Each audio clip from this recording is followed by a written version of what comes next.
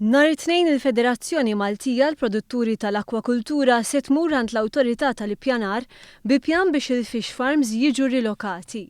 Dan wara li l-ħamis li għadda, l-istess awtorità ħarġet avviż ta' nfurzar ta' emerġenza fil-konfront ta' 4 operaturi ta' fish farms biex joħorġu bi pjan ta' kif se jsolvu l-illegalitajiet tagħhom. F'konferenza tal-aħbarijiet uffiċjali mill-Federazzjoni Maltija l-Produtturi tal-Akwakultura spjegaw kif rilokazzjoni għandha ssir b'mod studjat u strutturat u li għandha ssir sa Ġunju 2017 meta jerġa' jibda l-istaġun tat-tonn. Salvu Ellul, membru tal-Federazzjoni u operatur, spjega kif kien ilhom snin twal jitolbu rilokazzjoni, iżda t-talba tagħhom qatt ma ntlaqet. Aħna konna nitkellmu mal-gvern preċedenti biex nippruvaw nsibu arranġament.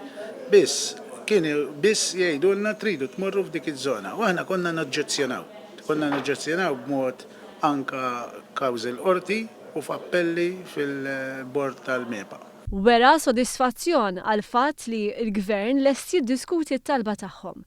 Madankollu esprima x-xewqa li jkun hemm aktar regolamentazzjoni u aktar spazju bejn fish farm u ieħor. Huwa ta' sodisfazzjon li llum qed nitkellmu mal-Gvern u jew ħanibdew nitkellmu mal-Gvern iktar fid-dettall biex millum sa sena oħra nippruvaw insolvu il-problema kollha ta' dik li għandha x'taqsam ma' relokazzjoni.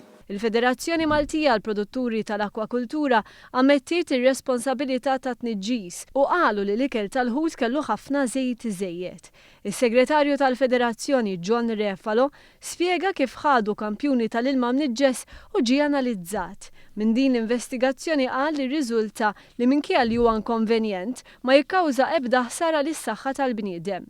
Għanna dejjem bajna bl-istess metodi, bl-istess kwantitajiet ta' ħut ta' snin ta' qabel, bl-istess ċirkostanzi, l-unika ħaġa li nbidlet it-tip ta' ħut li ġibna din is-sena biex nittermaw it-ton li forsi ma kienx adattat u wieħed jitgħallem mill-iżbalji tiegħu. Din l-industrija hija waħda b'saħħitha f'pajjiżna u li b'kollox tħaddem mal 1000 persuna b'mod dirett u indirett.